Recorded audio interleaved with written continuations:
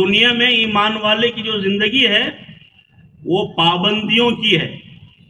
فرمایا دین آتا ہے آدمی کو پابند بنانے کے لیے، اتباع کرانے کے لیے، مطیع بنانے کے لیے، کہ ہم کوئی کام اللہ کے حکم کے بغیر نہیں کریں گے.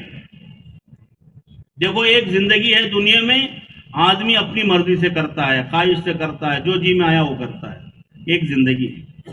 دوسری زندگی ہے کہ آدمی اللہ کا حکم دیکھ کے کرتا ہے کہ اس وقت مجھے کیا کرنا چاہیے، کیا اللہ کا حکم. تو جو اللہ کا حکم دیکھ کے کرتا ہے تو وہ ایمانی زندگی ہے، وہ اللہ کی رضا والی زندگی ہے، وہ کامیاب زندگی ہے. جو اپنی خواہشات پر چلتا ہے، اپنی جو ہے مرضیات پر چلتا ہے، جو جی میں آیا کھا لیا، جب جی میں آیا سو لیا، جب جی میں آیا جو ہے جو چاہا کر لیا. نہیں، مسلمان جو جی میں آیا وہ نہیں کرتا. مسلمان جو اللہ کا حکم ہے وہ کرتا ہے، اللہ کا حکم دیکھ کے کرتا ہے. صبح میں کب اٹھنا، ہر کوئی سوتا ہے، سونے میں آزادی ہے، جب چاہے سوا. 10 بجے سو جاؤ، 11 بجے سو جاؤ، 1 بجے سو جاؤ، یہ اختیار ہے، سب کوئی سو سکتے ہیں. لیکن اٹھنا کب؟ تو مسلمان صبح کی اذان پر اٹھ جائے گا، اس کے لیے پابندی ہے. دوسرا جو آزاد ہو جب چاہے اٹھے. مسلمان کو یہ حکم ہے کہ فجر کی نماز پڑھنا فرض ہے. تو پڑھنا فرض ہے تو کیا اٹھنا فرض نہیں ہے؟ تو اٹھے گا تو نہ پڑھے گا، تو اٹھے گا نہیں تو کیسے پڑھے گا؟ اور نماز کو قضا کر کے پڑھنا یہ کبیرہ گناہ ہے. کبیرہ گناہ بولے تو بڑے گناہ، جیسے زنا کرنا، شراب پینا، ماں باپ کی نافرمانی کرنا، قتل کرنا، چوری کرنا، یہ پورے بڑے بڑے گناہ ہیں اسلام میں.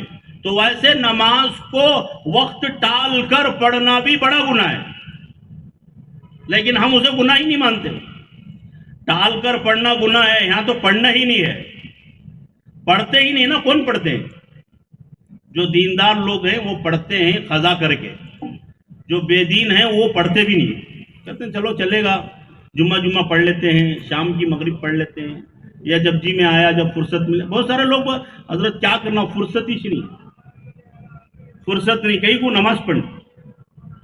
تو بھائی جس کام کے لیے اللہ نے ہم کو پیدا کیا ہے اس کے بارے میں آج مسلمان کہہ رہا ہے کہ مجھے اس کے لیے فرصت نہیں ہے. پھر کس کے لیے فرصت ہے؟ کھانے کے لیے، کمانے کے لیے، خواہشوں کو پورا کرنے کے لیے فرصت ہے، اور اللہ کا حکم پورا کرنے کے لیے فرصت نہیں ہے. تو یہ جو ہے ہماری نادانی ہے، جہالت ہے، دین سے، اللہ سے دوری ہے کہ ہم نے اپنی زندگی کا مقصد بھلا دیا. تو یہ ہمارے اجتماعات اور یہ ہمارے بڑوں کی باتیں اور یہ جوڑنا اس لیے کہ ہمیں اپنا مقصد کو یاد دلایا جائے. اب ہم یاد کر لیں گے تو پھر ہم فائدے میں ہیں. نہیں دیکھیں گے، دیکھا جائے گا، بعد میں سوچا جائے گا کیا ہوگا کیسے. بھائی تو مرنا تو ہے ہی، اس میں کیا شک ہے، لیکن بعد میں واپس آنے کے لیے کوئی چانس نہیں، آپشن نہیں ہے. یہ نہیں تو وہ نہیں تو یہ نہیں، آپشن نہیں، کوئی واپس نہیں آئے. اور وہاں 2 ہی جگہ ہیں، جنت یا جہنم. جنت میں چلے گئے تو ٹھیک ہے، نہیں گئے تو جہنم میں جانا ہی پڑے گا. ایسا نہیں کہ اللہ جنت نہیں تو جان دے، جہنم میں بھی مت بھیج، مجھے کہیں بیچ میں چھوڑ دے، تو ایسا نہیں ہوگا. جنت میں نہیں گئے تو جہنم میں جانا پڑے. اسی لیے اللہ نے اتنا اہتمام کیا اپنے بندوں کو سمجھانے کا، ورنہ تو اللہ کو کیا پڑی تھی اتنا جو ہے زیادہ اہتمام کرنے. معلوم تھا اللہ کو کہ میرے بندے اگر نافرمانی کر کے آئیں گے تو ہمیشہ کی جہنم میں چلے جائیں گے، ہمیشہ کے عذاب میں چلے جائیں گے. ایسے سخت عذاب میں جس کو دنیا میں سوچ بھی نہیں سکتے، ایسا سخت عذاب. یعنی عذاب دنیا میں تکلیفیں بہت ساری ہو رہی ہیں، ابھی ہو رہی ہیں.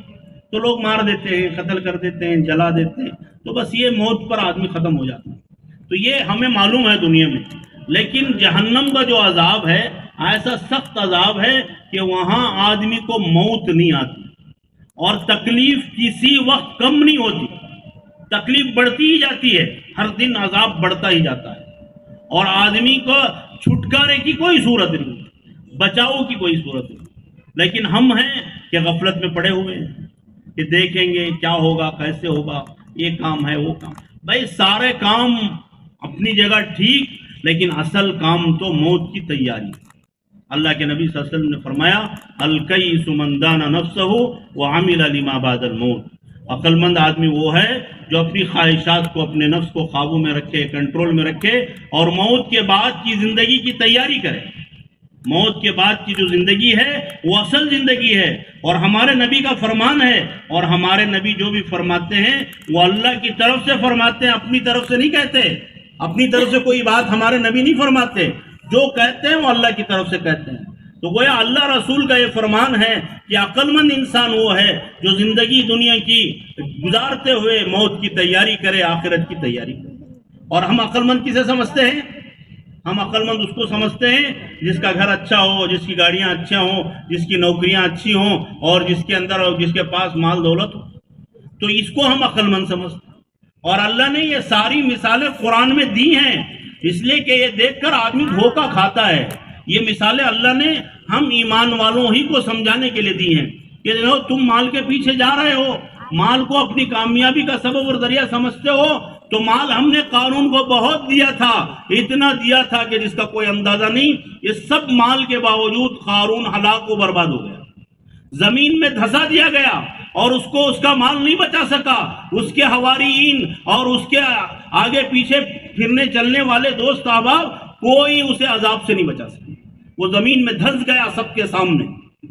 مال تھا بہت سارا، تو مال کام نہیں آیا. یہ اللہ بتا رہے ہیں، ہم کو بتا رہے ہیں. جو قرآن کو مانتے ہیں، قرآن کی تعلیمات کو مانتے ہیں، قرآن کے اوپر ایمان رکھتے ہیں، ان کے لیے اللہ نے قرآن میں ایک قصہ بیان کیا. دیکھو یہ قصہ اللہ بیان کر رہے ہیں، ہمیں سمجھا رہے ہیں جس مال کے پیچھے تم بھاگ رہے ہو اس مال نے قارون کو ذلیل اور رسوا کر کے دنیا سے تباہ و برباد کر دیا، اور آخرت کی ہمیشہ کی جہنم میں اسے ڈال دیا. اسے کوئی نہیں بچا سکتا آخرت.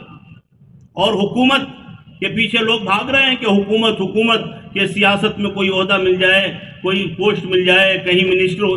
تو یہ حکومت کے پیچھے بھاگنے والے تو دنیا میں چھوٹے چھوٹے عہدوں کے لیے معلوم نہیں کیا کیا کر جا رہے ہیں. تو اللہ کہہ رہے ہیں کہ ہم نے فرعون کو بہت بڑی حکومت دی تھی، حامان کو، شداد کو، نمرود کو، ان سب کو ہم نے بڑی بڑی حکومتیں دی تھی. اتنے بڑا ملک مصر پورے کا ملک کا جو ہے بادشاہ تھا فرعون. آج جو حکومتیں بنتی ہیں وہ جو ہے حکومت کا جو بڑا ہوتا ہے وہ لوگ چن کے بناتے ہیں. وہ کچھ گڑبڑ کرے تو لوگ ہی پکڑ لیتے ہیں. لیکن پہلے کے بادشاہ وہ گویا مالک ہوتے تھے پوری حکومت کے، رعایا کے، سب جو چاہے فیصلہ کر دیں، جس کو چاہے مار دیں، جس کو چاہے چھوڑ دیں، جو چاہے کر لے، ان کو کوئی پوچھنے والا نہیں. تو ایسا زبردست حاکم تھا، بادشاہ تھا فرعون. لیکن اس کی حکومت اس کے کچھ کام آئی کہ دریا میں گیا جہاں راستے کھلے ہوئے تھے بنی اسرائیل غریب قوم کے لیے جو فرعون کے گھروں میں کام کرتے تھے. فرعون کی ان کی عورتیں فرعون کے خاندان کی عورتوں کے سروں میں کنگھیاں کرتی تھیں، ان کے کپڑے دھوتی تھیں، ان کے برتن مانجتی تھیں، اور ان کے مرد ان کے گھر کے اندر جو ہے نوکری کرتے تھے، غلامی کرتے تھے.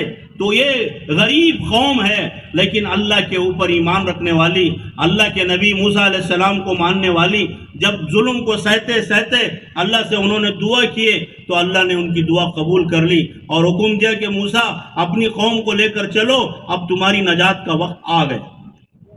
تو اب وہ دریا کے پاس گئے تو کیا ہوا کہ دریا بہہ رہی ہے، راستہ نہیں ہے. اور جو غلام قوم ہوتی ہے ان کے پاس ہمت نہیں ہوتی،